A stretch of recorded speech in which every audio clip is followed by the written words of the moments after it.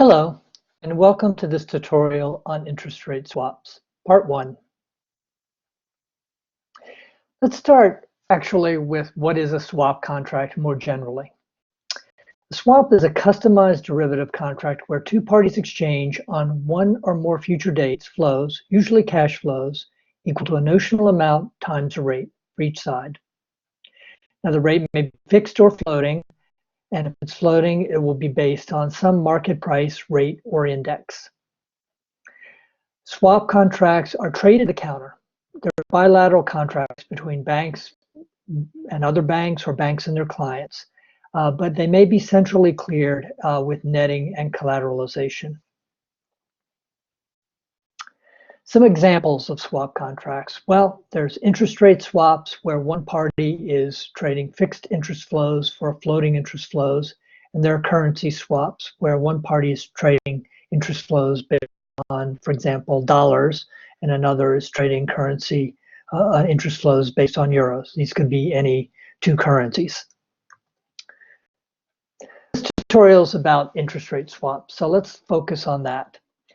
So here we have party A, one party paying the fixed interest rate, for example, 4% on some notional amount, so let's say 100 million, periodically, could be semi-annually or quarterly, until some maturity date.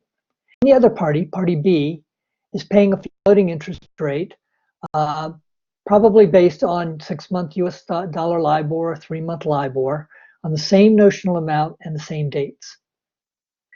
And since these are all, both payments are in dollars, the periodic payments are typically made on a net basis. So you would net the fixed and the floating, and whichever party owed more, then would make the net payment.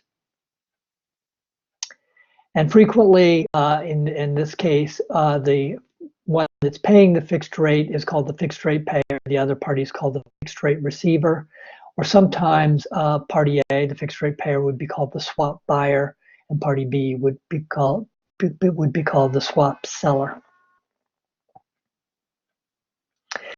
Now, if you saw a tutorial on FRAs, this may start to look familiar. You may think this looks very similar to FRAs, and indeed it is.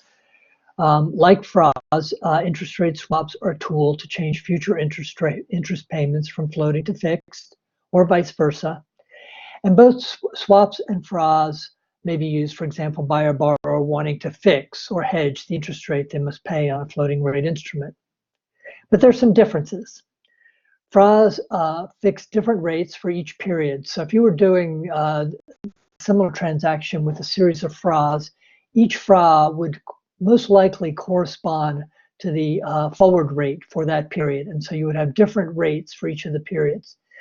Swaps, on the other hand, fix the same rate for all the periods. So you can think of that as an average of the forward rates rather than paying or receiving individual forward rates. And then FRAs typically cash settle at the start of the period based on their present value, where swaps will settle at the end of the period corresponding to the cash flows on some underlying loan or bond. So let's look at an illustration. Suppose Lake Resorts has borrowed $100 million to finance hotel improvements from a bank syndicate, and these are the terms for the syndicated loan. $100 million principal, bullet payment due at maturity, and the interest is floating 6-month LIBOR plus 2%, payable semi-annually. So if LIBOR is currently 2.5%, and for purposes of this illustration, we're going to assume LIBOR is on a bond equivalent basis, so we won't mess with the day count conventions here. So let's say their bond equivalent yield is 2.5%. They would be paying interest on their loan of 2.5% plus 2% divided by 2 because it's semi-annual times 100 million notional, or in other words, they'd be paying $2.25 million. Okay, 4.5%. Divided by 2 times 100 million. Now, Lake Resorts is exposed to rising interest rates. Rates won't necessarily stay low. They won't necessarily stay at 2.5%. They could go up. They could go up a lot. and their coupon is going to be a fixed spread over that rate, but it will rise or fall with changes in LIBOR. And that's going to affect their interest expense. So we saw that their current period's interest expense is 2.25. If LIBOR goes down, their interest expense can go down. But if it goes up, their interest expense can go up, and it can go up by a lot.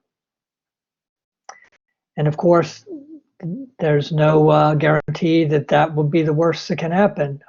Rates may go up by a little, they can go up by a lot, and interest expense will go up accordingly. So an interest rate swap is another tool that the borrower here could use to hedge this risk. And they would make a swap, let's just say, under terms given in this table.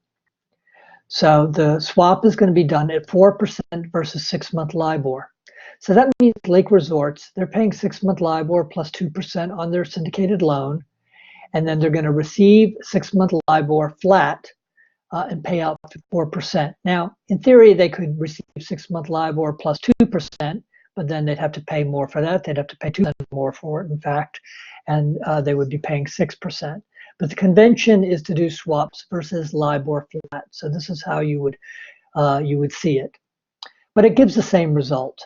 The net interest rate that Lake Resorts would pay would be the interest on the loan plus net swap payments. So they're paying 6-month LIBOR plus 2% on their loan, and then they're paying 4% minus 6-month LIBOR. Whatever 6-month LIBOR is would be their net swap payments. It's going to be positive or negative. But notice that the LIBORs cancel. So 6-month LIBOR cancels here, and you're left with 2% and 4% or 6%.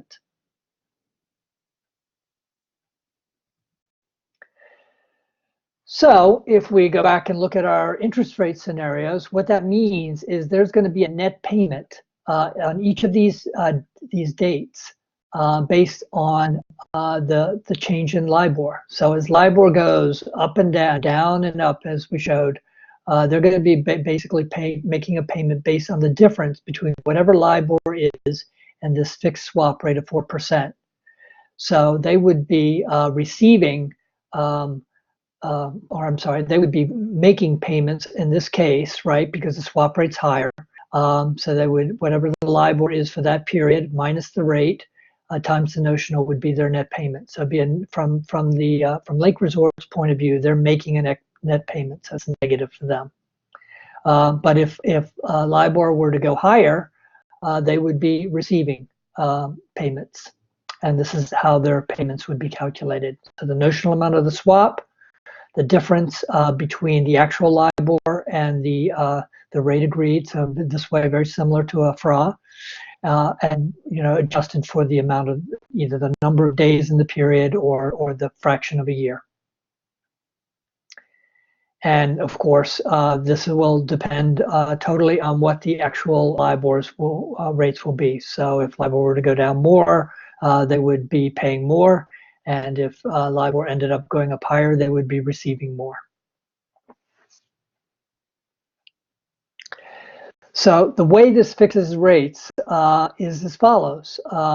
They would calculate their loan cash flow on the syndicated loan as they normally would. So those payments, the interest is going to go up and down with LIBOR, and they're going to make those payments. Then they're going to have the swap cash flow, which, by the way, could be with totally different banks. This could be a bank syndicate. The swap arranger might be part of the syndicate, or they may not be.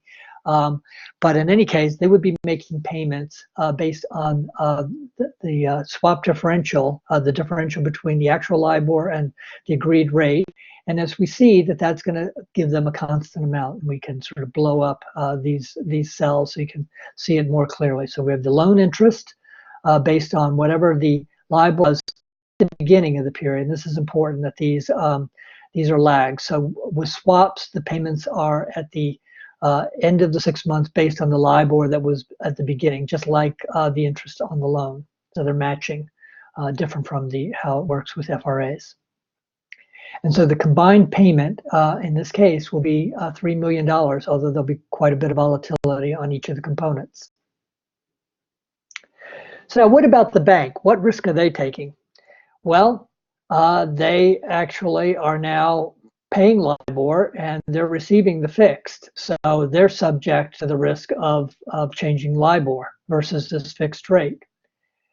So they're taking interest rate risk. 6-month LIBOR could rise.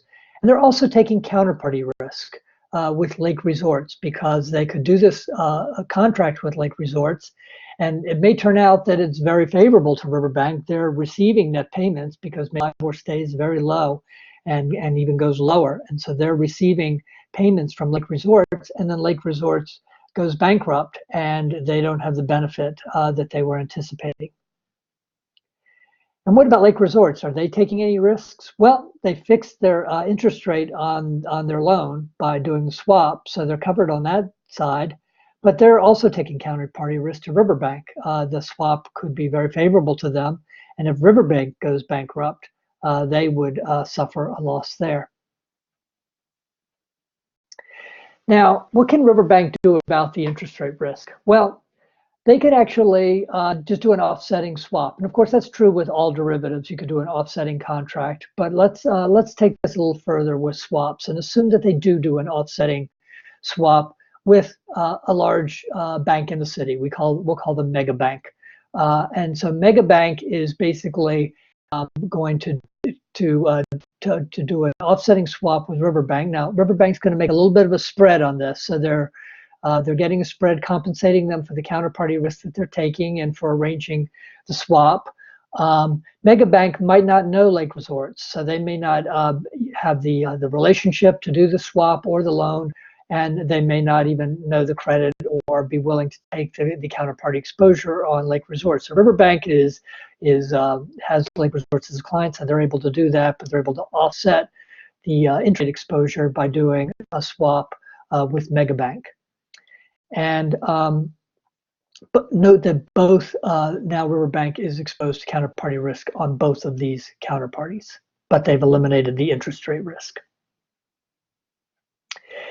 Now, to understand how this works, you have to think about Megabank's business. So let's assume Megabank is a swap dealer, and they do lots of swaps where they pay fixed rate to some, and they receive fixed rate from other, and they will run books with different maturities. They may do 5-year swaps, 7-year swaps, 10-year swaps.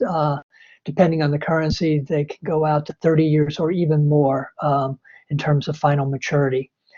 And they could manage their book by just constantly doing offsetting swaps. But now they're a market maker typically, and so they may not have the other side completely covered. So what happens in that case? Well, they're quoting, they're market makers, I said, so they're quoting to clients and to other market makers, and that's actually what defines the market.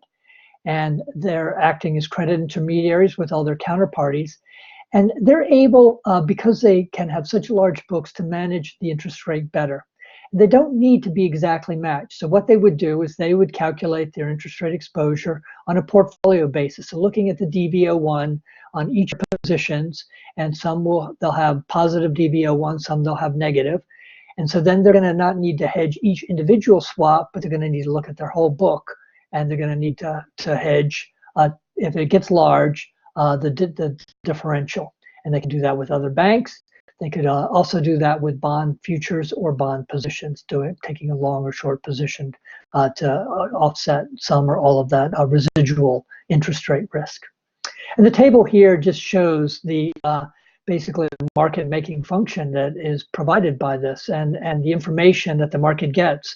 So you will have screens where they'll have a bid and the offer, and here we're just showing the mid market where all interested parties essentially can see where swap rates are for various maturities. And this is showing the US dollar swap curve, which is quite liquid, going out to 30 years, and how it changes from day to day.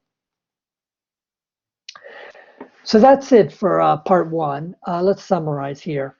Interest rate payments on floating rate loans are reset periodically based on changing short-term interest rates, for example, LIBOR, and this exposes the borrowers to the risk of rising interest payments. The interest rate swap market enables, or contract enables these borrowers to, in effect, fix their interest rate, and it allows others to do the same thing.